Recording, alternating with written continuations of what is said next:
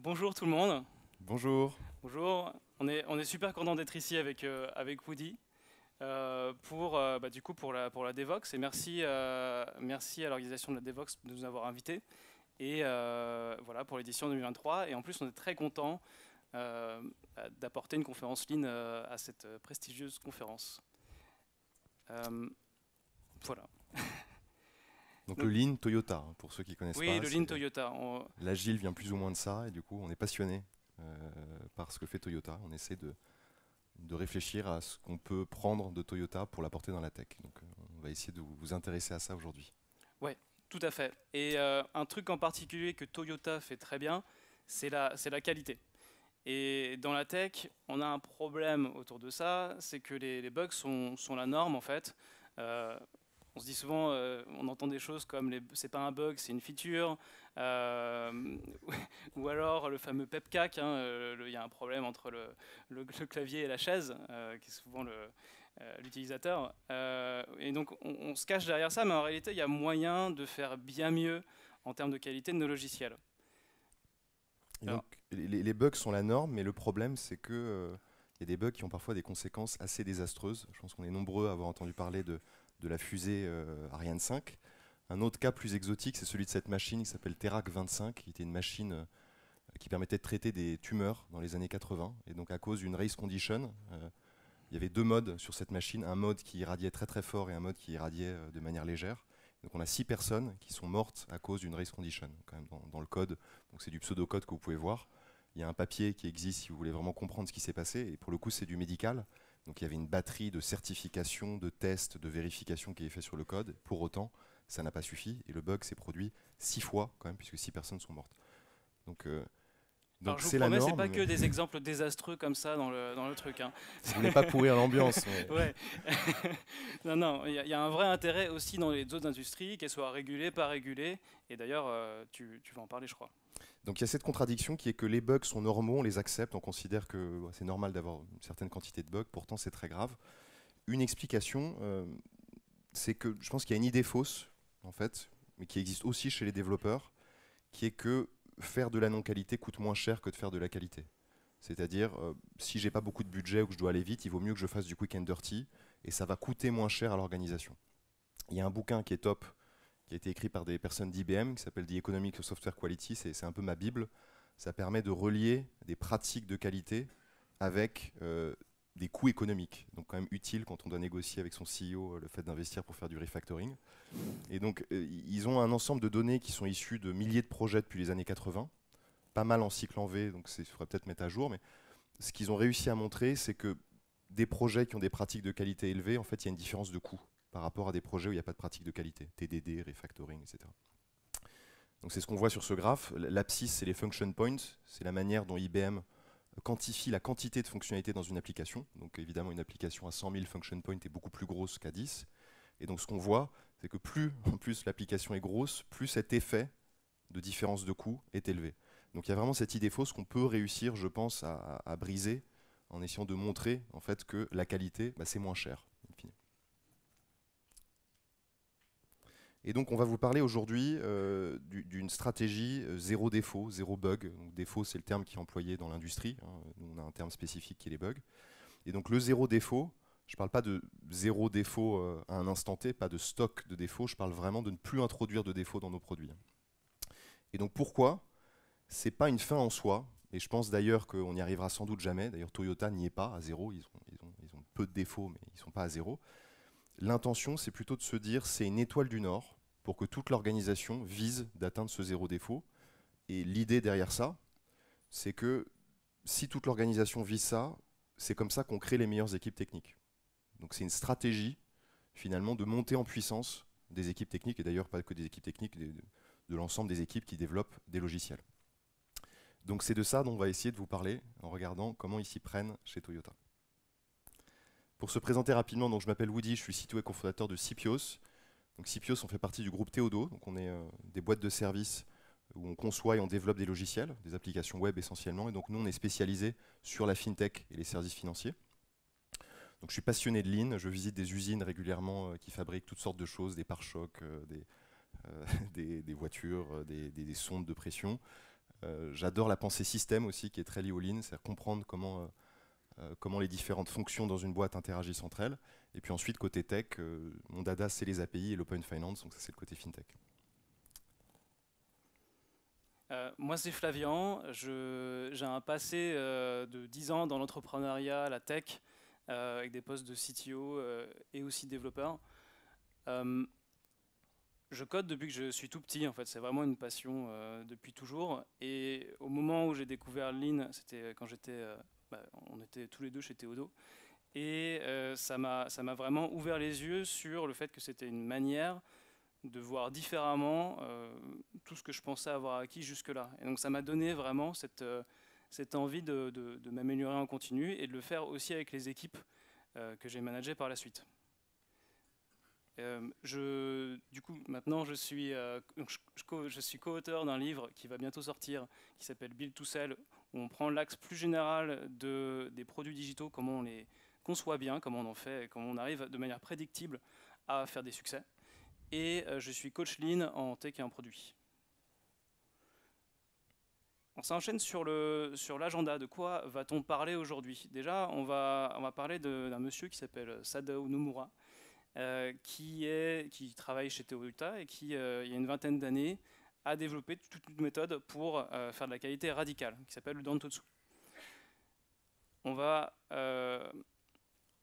ensuite voir comment nous, on transpose ça dans le software, déjà sur la théorie du Dantotsu, mais aussi sur des exemples de choses qu'on a testées en conditions réelles, toi dans tes équipes, moi avec des équipes que j'ai coachées.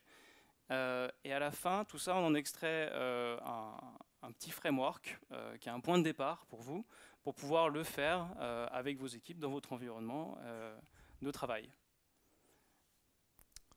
Donc pour commencer, donc nous aussi on a fait, comme Devox, on a généré des couvertures avec DALL-E 2. Donc c'est Sadao Nomura que vous voyez ici qui a été injecté dans une image de quelqu'un qui se bat contre des insectes, donc les bugs.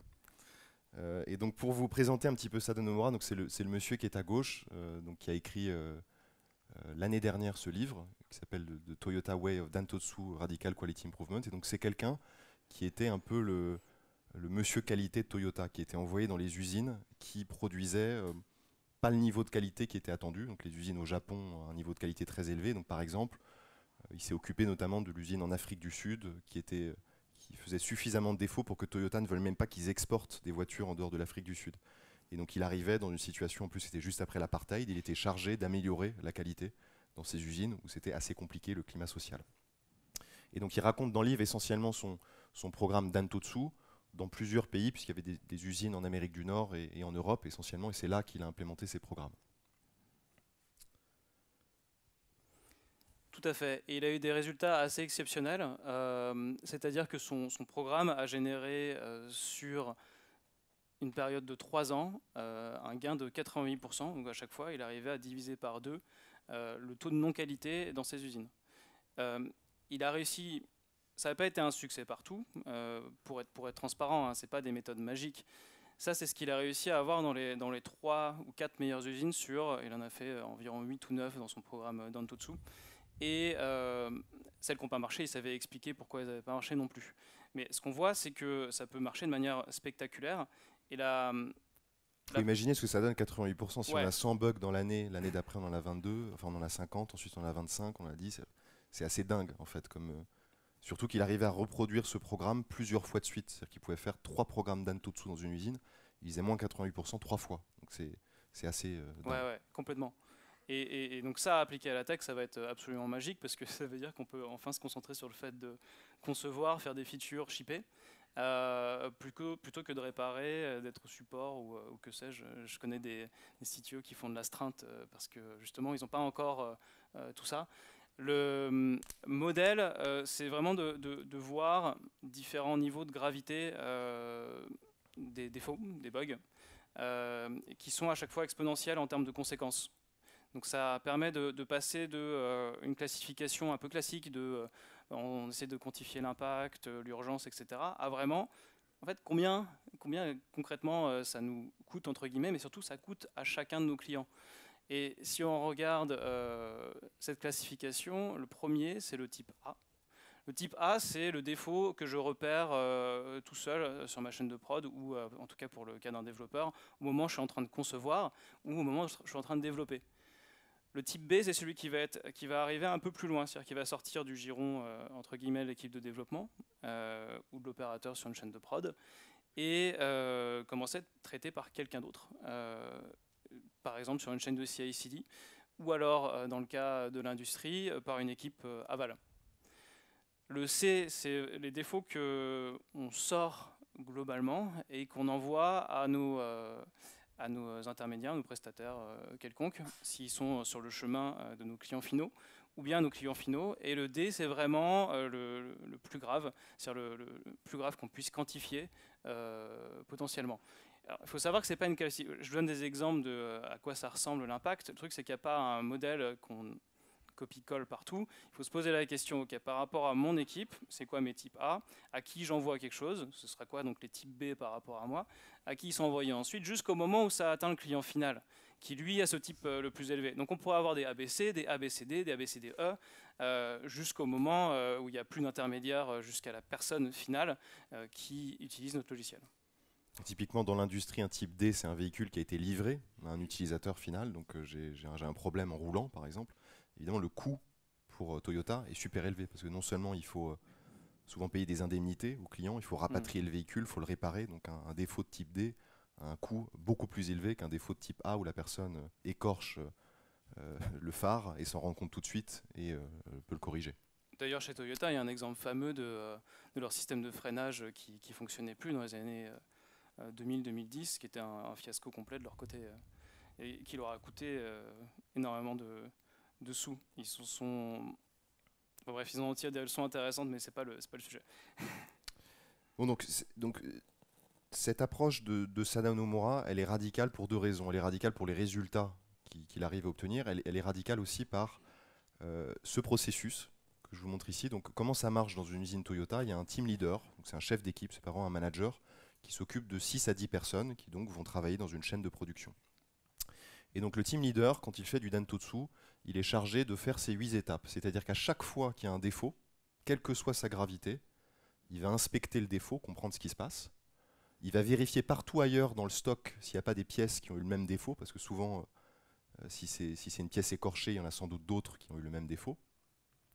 Il va trouver la cause racine, c'est-à-dire qu'est-ce qui fait in fine que ce problème est apparu. Est-ce que c'est une matière première défectueuse? Est-ce que c'est un des opérateurs qui est mal formé? Donc on trouve vraiment une cause profonde. Je prends des contre-mesures.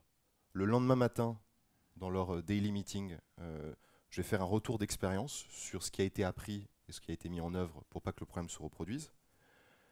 Je vais aller créer, je vais améliorer des standards et je vais aller déployer horizontalement les apprentissages à d'autres endroits de l'usine, parce qu'on peut se dire parfois l'apprentissage peut s'appliquer à d'autres départements. Je forme les gens et je vais avoir des vérifications, d'abord assez rapprochées, puis de plus en plus éloignées, pour essayer de voir si l'apprentissage a bien pris. Et donc, qu'est-ce qui est absolument radical? C'est que tout ça, il le fait en 24 heures. Toutes ces étapes que je vous ai citées, sur chacun des défauts, quelle que soit sa gravité.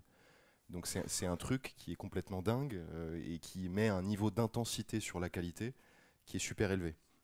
Vous voyez, toutes ces étapes-là se produisent le jour où le défaut est repéré et tout le reste se passe le jour suivant. Le team leader sur les étapes du jour suivant est quand même aidé par la fonction QA qui, chez Toyota, en fait, n'a pas trop un rôle d'inspection, mais un rôle d'aider le team leader à diffuser les apprentissages à d'autres équipes. Donc la fonction QA est assez différente de ce qu'on peut voir souvent dans le logiciel. Donc dans la tech, qu'est-ce que ça veut dire? Donc on va voir des exemples. La première chose, c'est qu'on ne ship pas des voitures, hein, mais on peut quand même se fixer des objectifs de réduction de bugs. Par exemple, ça va être un objectif de défaut par véhicule produit. Mais si on l'applique à la tech, par exemple dans Accelerate, on pourrait regarder le change failure rate, donc le pourcentage de déploiement qui fail, qu'on pourrait mettre dans une des catégories de types de défauts dont on a parlé juste avant, et se dire, ok, comment on les réduit, comment est-ce qu'on a un objectif de diviser par 2 à une échéance donnée, le nombre de problèmes qu'on a à ce niveau-là. Donc il y a plusieurs approches. Ensuite, par exemple, nous, Ouais. on a une boîte de service, donc on mesure le nombre de défauts sur le nombre de jours qu'on facture à nos clients, ce qui est une manière de normaliser. Si on introduit de la même manière qu'eux, ils normalisent par le nombre de véhicules produits, c'est notre manière de le faire. Tout à fait. Et sinon, vous pouvez aussi ne pas du tout normaliser et vous dire juste on prend le nombre de bugs absolus. Ça peut être aussi d'ailleurs des bugs qui sont arrivés en prod, ou bien chez Okla dans le groupe Théodo, le CTO en fait, il a tellement pas assez de bugs en prod qu'il regarde le nombre de problèmes qui se passent sur la machine de développement et il quantifie et il regarde le nombre par jour et son but c'est de le diviser par 2 à intervalles réguliers. Vous pouvez regarder Thomas Walter. Et justement, pour revenir à ces types A, B, C, D, la chaîne de prod sur un flux de développement logiciel peut ressembler à ça. C'est-à-dire qu'on a une user story qui va donner ensuite, qui va arriver au développeur, ça va donner un commit qui va lui-même voyager jusqu'à éventuellement une QA qui fait l'inspection, même si ce n'est pas forcément ce qu'on recommande. Puis après arriver à alors des users internes qui peuvent être du support technique ou bien d'autres équipes soutien, puis après arriver au client. Donc ça, c'est un découpage possible de type A, B, C, D pour une équipe de développement. Donc c'est un modèle qui est adaptable à votre cas. Si vous n'avez pas d'équipe QA, vous enlevez le type B et vous n'avez plus que des ABC. Donc pour revenir à la procédure en 8 étapes, moi j'ai essayé de faire notre équivalent de qu'est-ce que j'observe généralement quand on détecte un défaut. Donc généralement, c'est rapporté soit par un client, soit par un product owner. On va évaluer à quel point c'est grave. Donc il y a des systèmes P1, P2, P3. Généralement P3, ça part dans le fond d'un backlog. On ne le verra jamais traité. Donc on priorise le fixe, on fixe le défaut.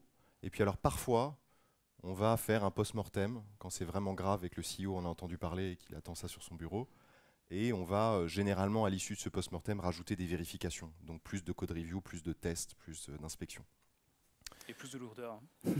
Et donc ces étapes-là, elles ne sont pas du tout en 24 heures. Généralement, il y a quand même ces 3 étapes qui sont faites le jour même. Le fixe, selon la priorisation, ça se fait, je pense, au plus tard quelques semaines après. Et le post-mortem, n'en parlons même pas. Donc on planifie parfois une action pour le prochain trimestre. C'est ce que j'observe souvent. Et donc évidemment, on voit qu'il y a un décalage quand même entre ce qui est fait par Sadao Nomura et ce qui est fait généralement dans l'industrie. Donc on va, avant de finir ce chapitre un peu théorique, je voulais partager quand même, on voulait partager quelques idées fortes qui sont dans le livre de Sadao Nomura. Je vous invite à le lire si ça vous intéresse, mais pareil, essayez de faire un parallèle. Donc d'abord le parallèle du management visuel. Donc vous voyez ici une usine en Italie, où ils ont toute une zone, ce qu'on appelle un OBEA, c'est-à-dire que c'est une zone où on affiche des indicateurs et c'est la zone où l'équipe se réunit, où ils affichent tout un armada d'indicateurs autour de la qualité, ces fameux ABCD. Généralement, nous, on n'a pas trop d'indicateurs du nombre de bugs qui rentrent. Souvent, j'observe souvent des indicateurs de stock, c'est-à-dire qu'on veut avoir peu de bugs ouverts, et rarement on suit le in, c'est-à-dire le nombre de bugs qui sont détectés et qui rentrent. Et souvent, le management visuel, c'est un board Jira. En fait, on a une liste de choses à faire. On n'a pas ce qu'on voyait tout à l'heure avec un objectif clair. On veut réduire de 88%. On ne peut pas avoir ça sur un board Jira. Si vous y arrivez, faites-nous signe parce que ça nous intéresse. La deuxième chose, donc c'est le... C'est quoi celui-là, pardon? C'est les standards. C'est les standards. Donc les standards, c'est un point important du système de Toyota, c'est-à-dire que les gens travaillent au standard.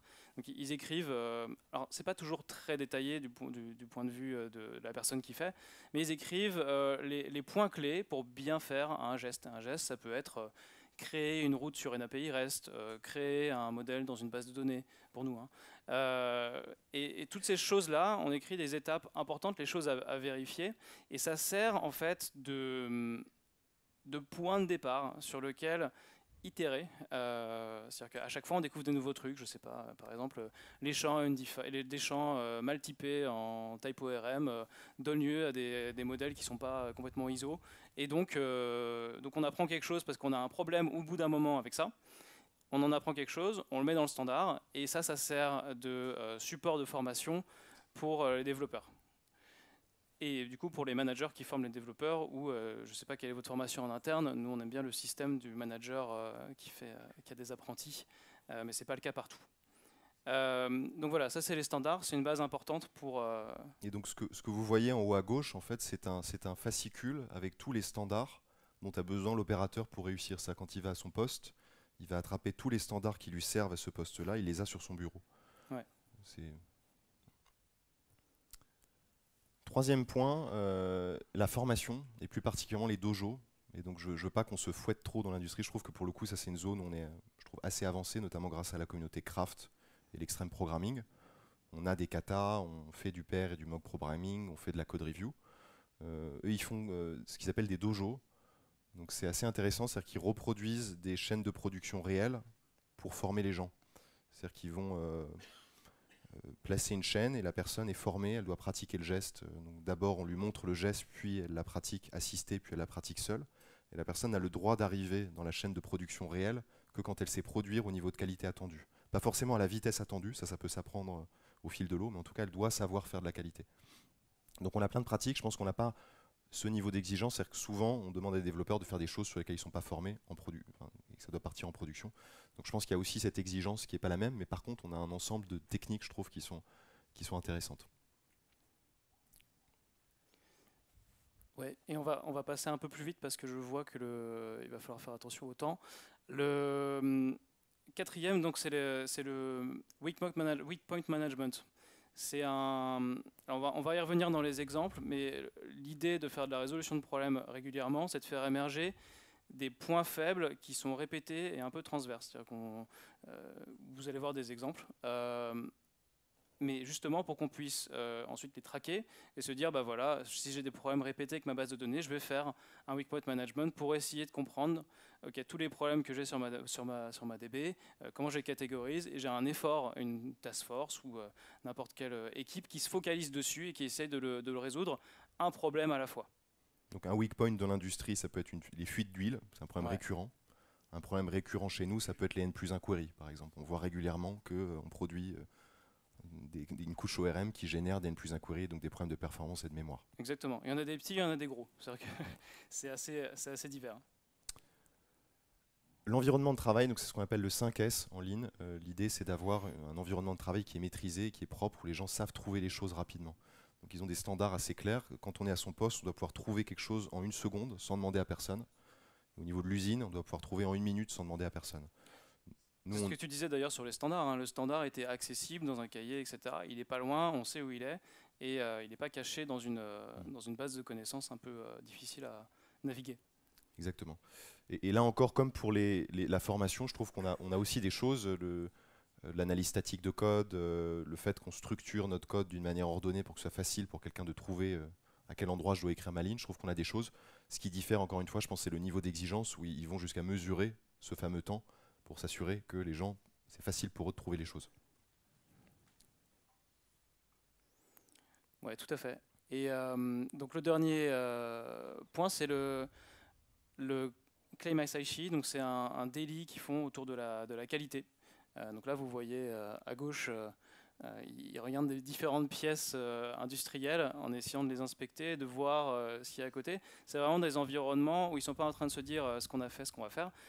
Ils sont vraiment en train de résoudre des problèmes et de comprendre. Quelqu'un arrive avec sa compréhension d'un défaut sur une pièce, explique tout ça, puis après les autres viennent le challenger. Ce serait plus l'équivalent du, je ne sais pas si vous connaissez le Brain Trust de Pixar, qui est un comité qui vient régulièrement regarder les films Pixar et dire s'ils sont au bon niveau de qualité ou pas. C'est un point important justement d'avoir un espace de communication franc pour discuter en profondeur des problèmes. Donc là, on voit à côté, l'équivalent, ce serait nos daily, mais les daily sont très orientés production. Nous, ce qu'on propose, c'est vraiment une évolution, pas forcément du daily, mais d'avoir un point spécifique qui est centré et où les gens peuvent s'exprimer sur les problèmes qu'ils ont résolus. Passons à la pratique, ouais. Parce qu'il nous reste moins de temps que ce que je pensais. Moins de temps que ce qu'on pensait.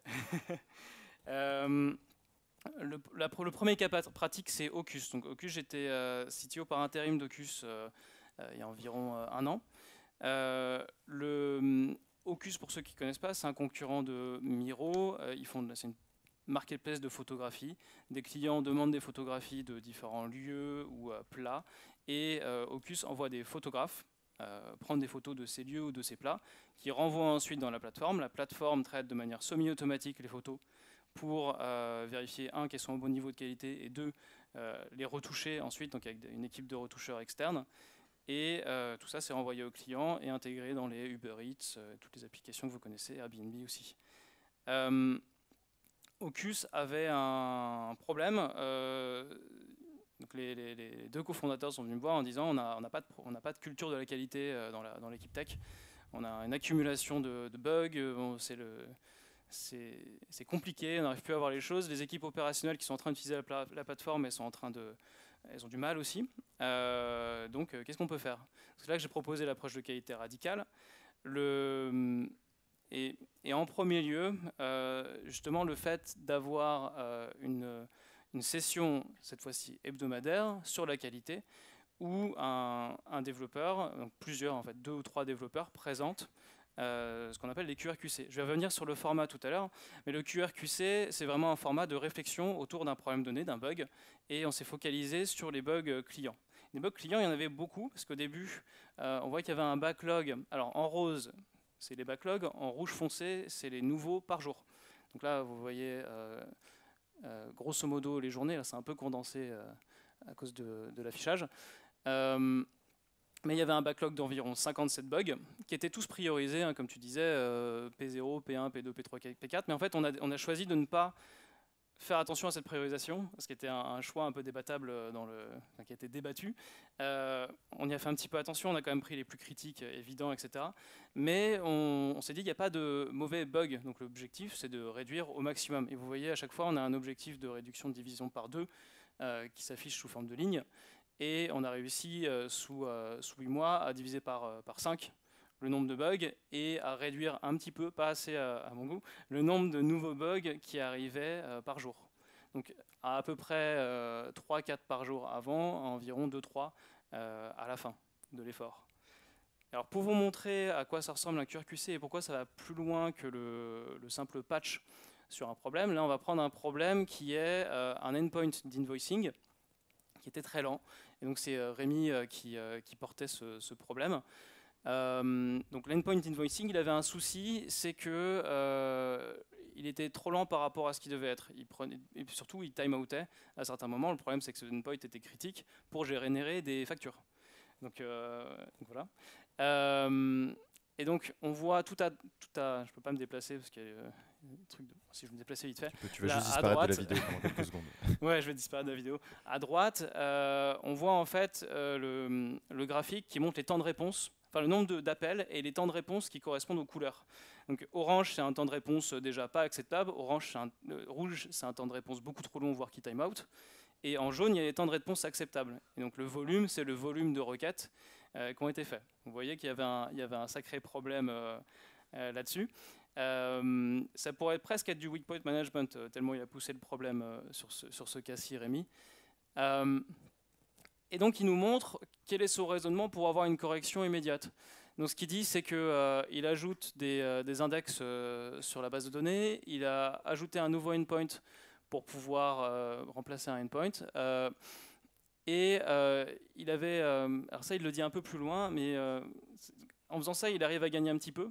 Bon, il arrive à gagner pas mal parce qu'il arrive à rentrer dans le jaune, mais il se rend compte qu'il y a des problèmes aussi de N+1 query, dont on parlait en SQL, qui cassent complètement la performance des endpoints. Et en faisant tout ça, il arrive à réduire suffisamment l'intensité du problème pour que la plupart des appels au endpoint, là qu'on voit tout à droite de son schéma ici, soient en fait jaunes. Donc il a entre guillemets sauvé le endpoint d'invoicing en se focalisant sur ce problème.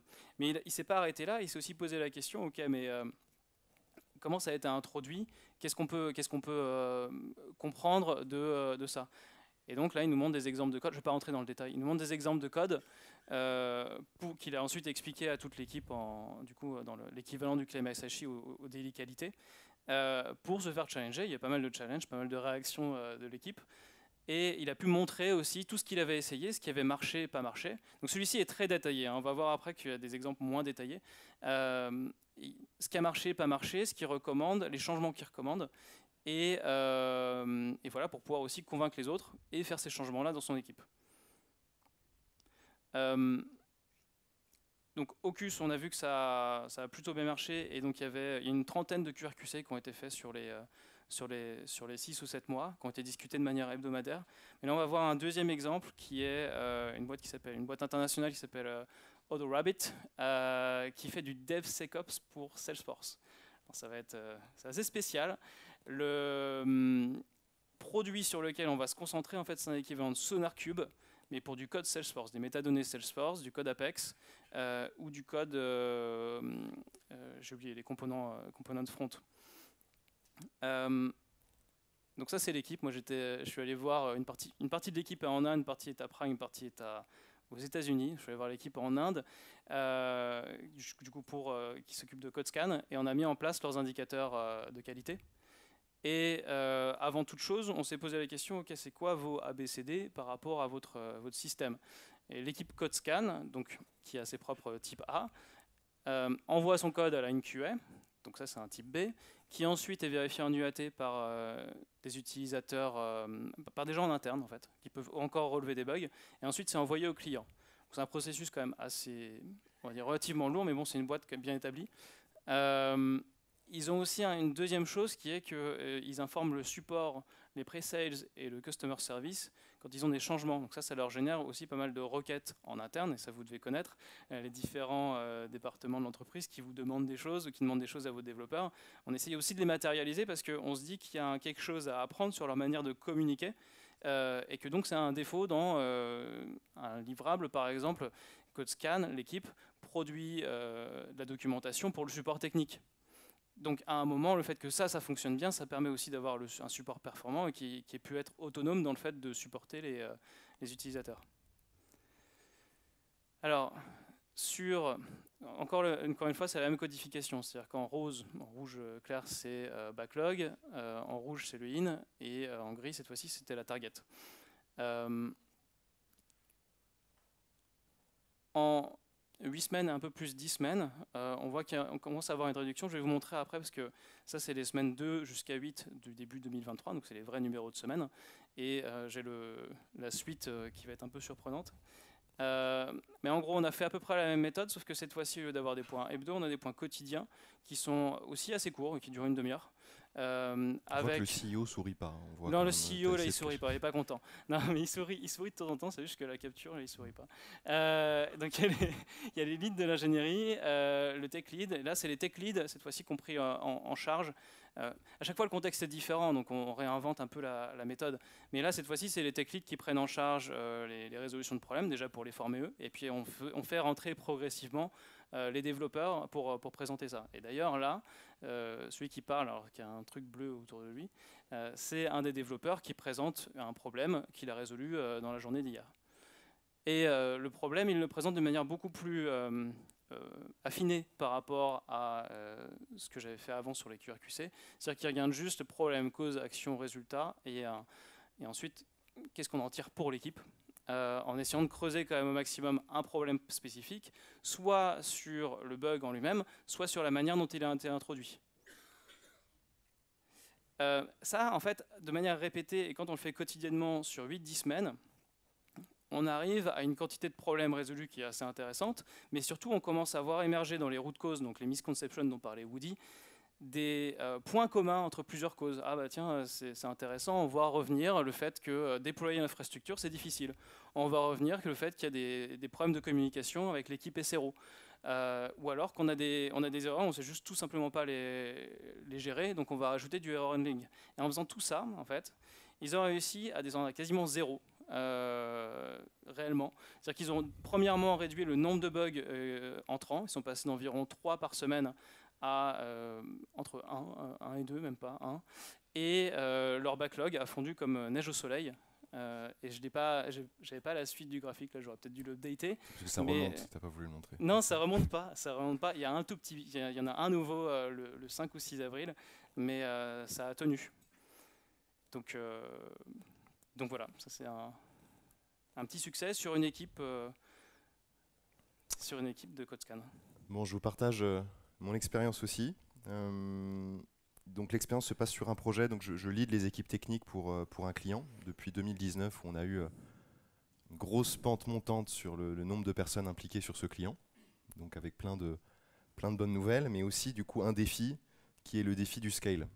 Vous voyez les bugs en production qu'on a eu qui ont augmenté en 2021 et un client pas content, ça va souvent avec. Donc là vous avez un feedback client qu'on n'aime pas avoir quand on est une boîte de service, et donc ça m'a donné envie de réagir. C'est un peu comme ça que je me suis intéressé à Dantotsu. Et donc j'ai effectivement trouvé Dantotsu dans une conférence d'un gourou Lean qui s'appelle Michael Ballet, qui parlait de ce livre, donc que j'ai acheté, que j'ai lu pendant un trek au Maroc. Je pense que je suis la seule personne à avoir lu un bouquin de Lean pendant un trek. Et du coup, je suis rentré à Paris, et donc j'ai commencé à essayer de faire des choses autour du Dantotsu, donc de pratiquer les analyses de défauts avec les équipes. Il y a eu des effets très positifs. Ça a motivé les équipes pour construire un système qui nous permet de centraliser les défauts et de les classifier en ABCD. Ça a aussi eu un effet positif. Je trouve que les défauts et les bugs sont devenus une source de discussion intéressante plutôt qu'une source de blâme. Et donc ça a permis de créer une culture positive en fait, autour des apprentissages, ce qui est clé. Parce qu'en fait, le Dantotsu va nous forcer à comprendre qui doit apprendre quoi. Et donc parfois il y a des prénoms. Et du coup, si on a une atmosphère qui est que les gens se sentent jugés quand ils ont un défaut, c'est catastrophique. Donc c'est hyper important de créer ça. Par contre, j'ai eu plein de problèmes. C'est-à-dire qu'au début, j'ai essayé de faire du management visuel physique. Et ça n'a pas tenu très fort après l'ère Covid. J'ai eu un deuxième problème qui est que je me rendais compte que les équipes qui avaient un stock élevé de défauts, j'avais du mal à leur mettre l'attention sur les bugs entrants parce qu'ils étaient en train de galérer à essayer de vider le bateau qui était plein. Donc ça, c'était un deuxième point. L'archéologie, parfois en analysant le défaut, on se rendait compte que ça avait été introduit par quelqu'un il y a 3 ans qui n'est plus dans l'entreprise. Donc pour comprendre ce qu'il devait apprendre, c'est un petit peu compliqué et ça ne servirait pas à grand chose.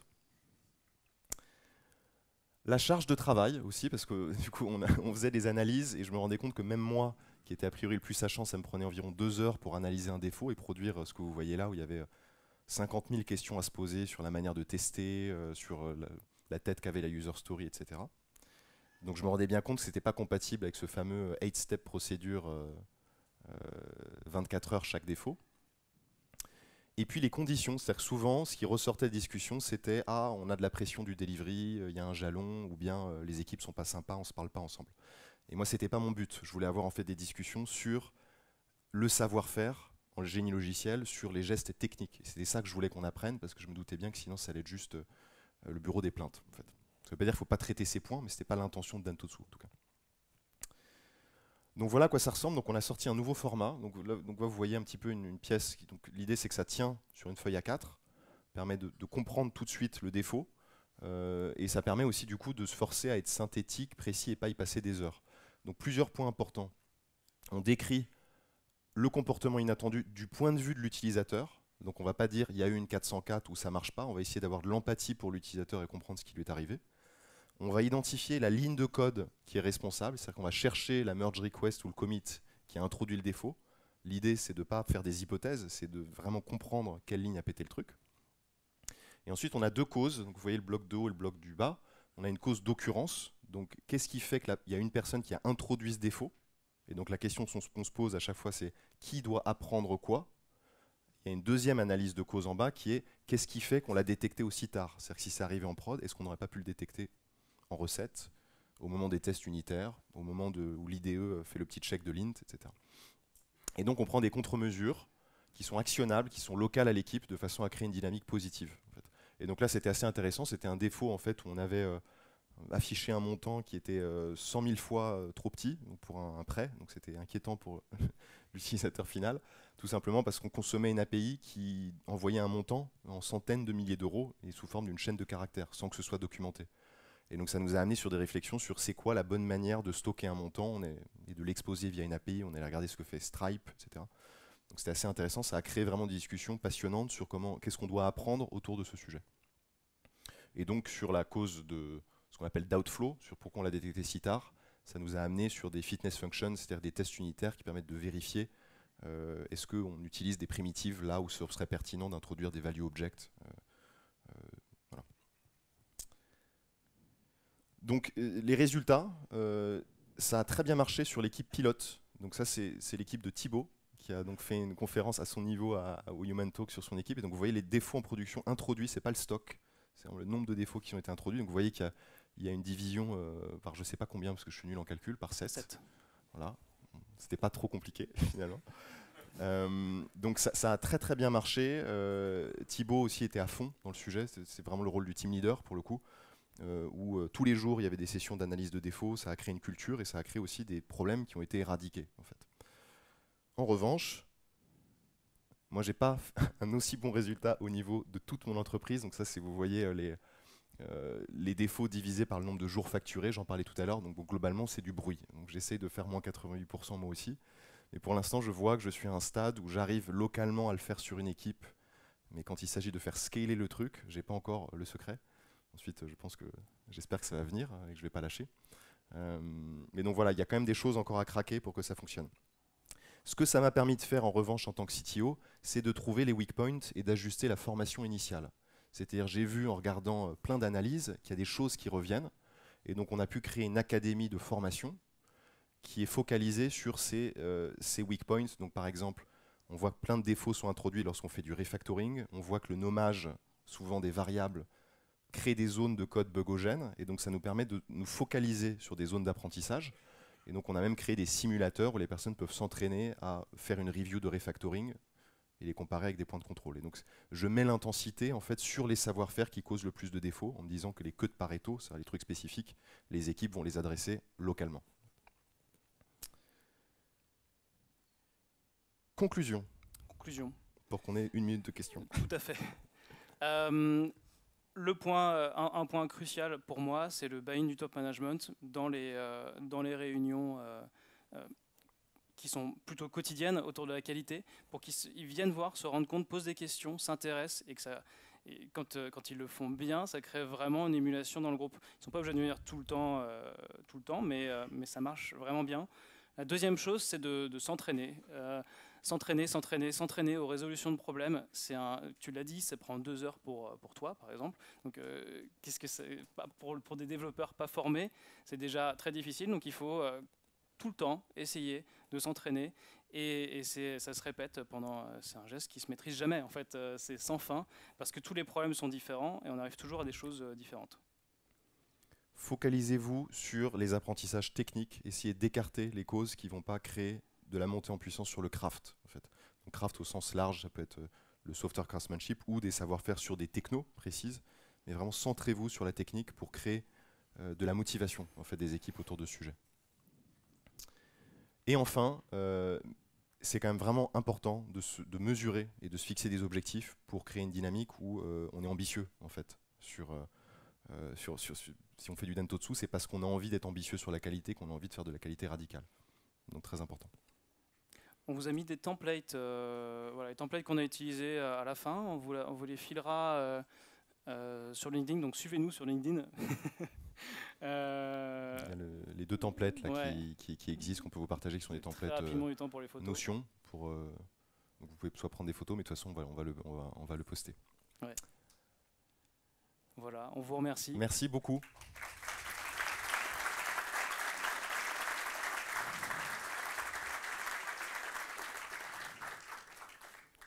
Alors, je ne sais pas à quel point on a le temps pour une question peut-être. Ah, tu as levé la main en premier, donc tu gagnes.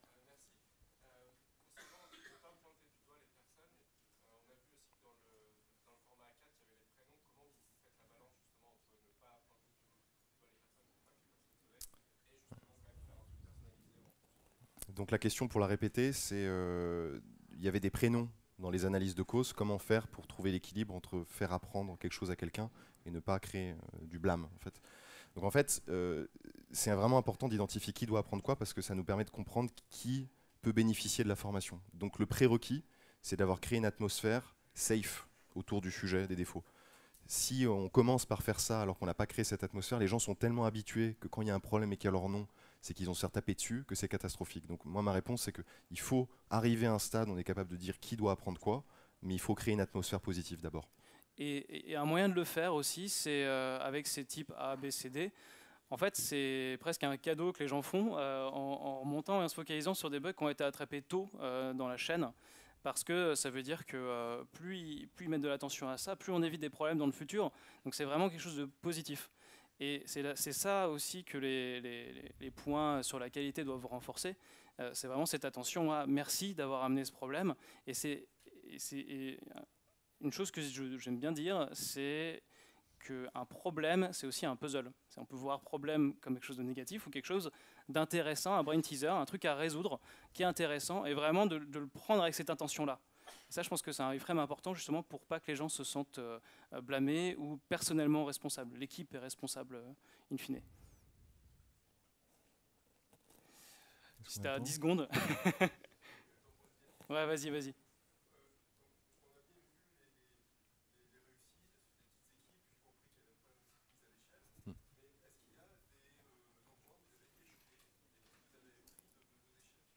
On a vu des réussites au niveau de petites équipes, moins au niveau plus large. Tu répètes la question. Ouais, c'est ce que je fais normalement.